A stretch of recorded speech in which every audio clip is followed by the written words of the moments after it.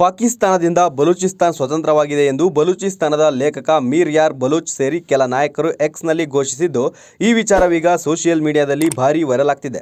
ಇತ್ತೀಚಿನ ಗಡಿಯಾಚೆಗಿನ ಮಿಲಿಟರಿ ಕಾರ್ಯಾಚರಣೆಗಳ ನಂತರ ಭಾರತ ಮತ್ತು ಪಾಕಿಸ್ತಾನದ ನಡುವಿನ ಉದ್ವಿಗ್ನತೆ ಹೆಚ್ಚಾದ ನಡುವೆ ಈ ಘೋಷಣೆ ಬಂದಿದೆ.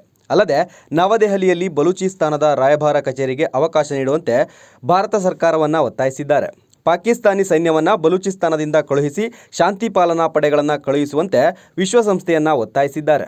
ಪಾಕ್ ಉಗ್ರರ ವಿರುದ್ಧದ ಆಪರೇಷನ್ ಸಿಂಧೂರ ಬಳಿಕ ಬಲೂಚಿಸ್ತಾನದವರು ಈ ಘೋಷಣೆಯನ್ನು ಮಾಡಿದ್ದಾರೆ.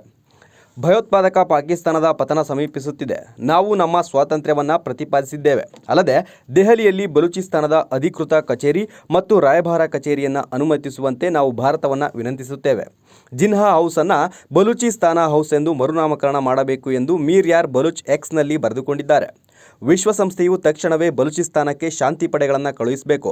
ಪಾಕ್ ಸೇನೆ, ಪೊಲೀಸ್ ಸಿಬ್ಬಂದಿ, ಮಿಲಿಟರಿ ಗುಪ್ತಚರ ಸೇರಿ ಶಸ್ತ್ರಾಸ್ತ್ರ ಸೇರಿ ಎಲ್ಲ ಯುದ್ಧ ಸಾಮಗ್ರಿಗಳನ್ನು ಬಿಟ್ಟು ತಕ್ಷಣವೇ ಬಲೂಚಿಸ್ತಾನವನ್ನು ತೊರೆಯುವಂತೆ ಆಗ್ರಹಿಸಬೇಕು ಎಂದಿದ್ದಾರೆ.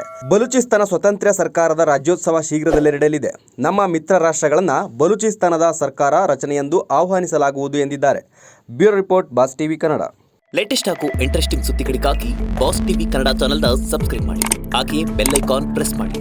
ಇದರ ಜೊತೆಗೆ ಫೇಸ್ಬುಕ್, ಇನ್ಸ್ಟಾಗ್ರಾಮ್, ಎಕ್ಸ್ನಲ್ಲೂ ಮಿಸ್ ಮಾಡದೆ ಫಾಲೋ ಮಾಡಿ.